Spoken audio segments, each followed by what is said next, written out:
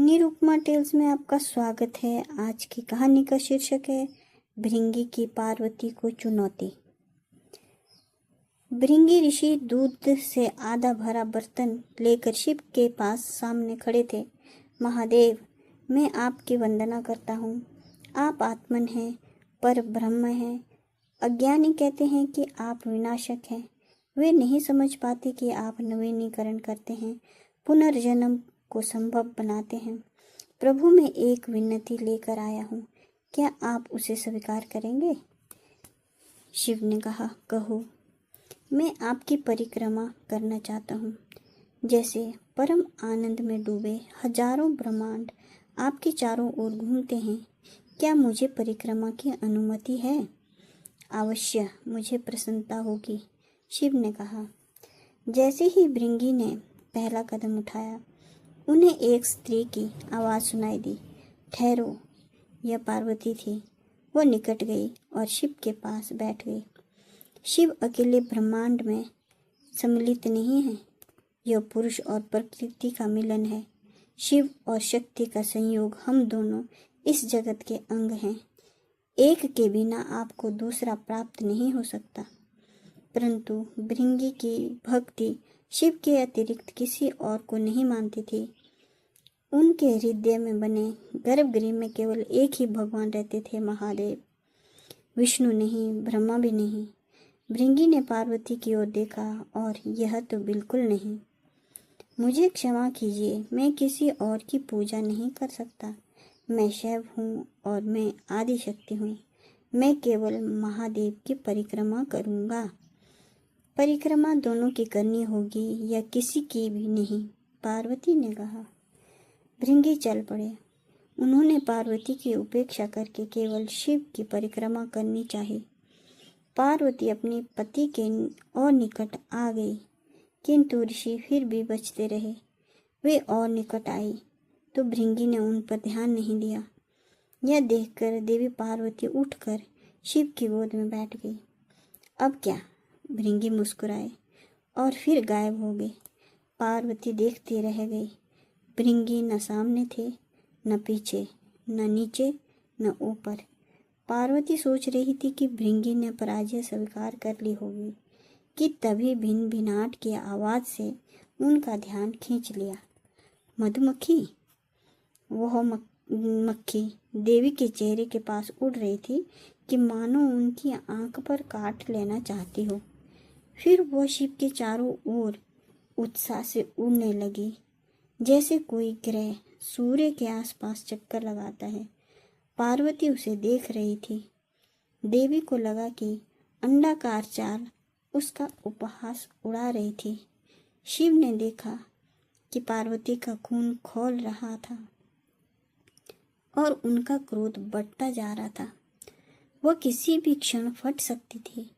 शिव ने आंखें बंद कर ली। अब केवल एक ही उपाय था। मधुमक्खी रुक गई। कुछ हो रहा था। मक्खी का मार्ग अवरुद्ध होने लगा। शिव पार्वती के बीच की दूरी कम हो रही थी। उससे उनके शरीर के बीच का प्रकाश भी मंद हो रहा था। मधुमक्खी ने यह देखने के लिए बीच में से झांका कि क्या पार्वती शिव की ओर अधिक झुक गई थी। मक्खी यह दृश्य देखकर दंग रह गई। कुछ अविश्वसनीय घट रहा था। शिव और पार्वती के शरीर मिलकर एक हो रहे थे। शिव और शक्ति एक दूसरे में विलीन होने वाले थे। उनके मांस और उनकी हड्डियां आपस में जुड़ रही थी। उनकी आत्मा भी एक होने वाली थी। भृंगी उस दिव्य मिलन को देख रहे थे, जिसके दर्शन करके ब्रह्मा को ज्ञान प्राप्त हुआ था। अर्धनारीश्वर, सृष्टि का स्रोत, ब्रह्मांड के दो भागों का संपूर्णता में विलय हो रहा था। भृंगी चिल्ला पड़े। उस दृश्य के समक्ष घुटने टेकने के बजाय वो ईर्ष्या से भर गए।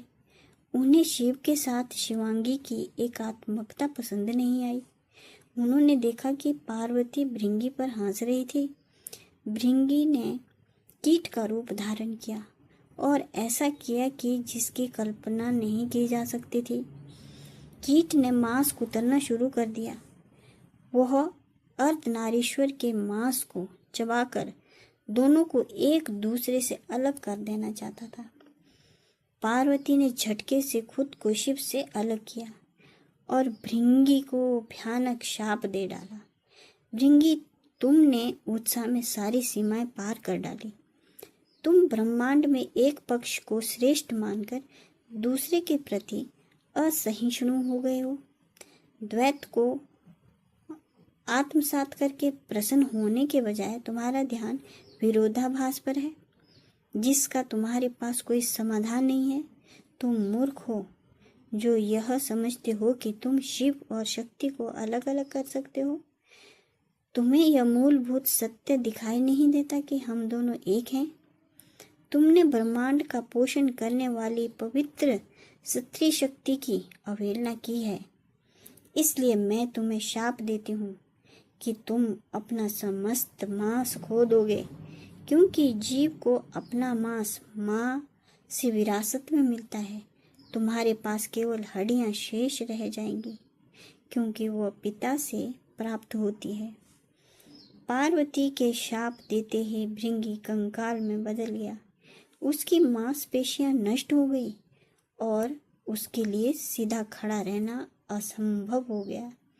अंत में शिव ने दया करके भृंगी को आशीर्वाद देकर तीसरा पैर प्रदान किया। इस तरह भृंगी 3 टांगों वाला कीट बन गया। तो आपको कहानी कैसी लगी? कहानी अच्छी लगी तो प्लीज़ सब्सक्राइब करें और कमेंट बॉक्स में ये भी बता दें कि आपको कैसी कहानियाँ पसंद आती हैं। धन्यवाद।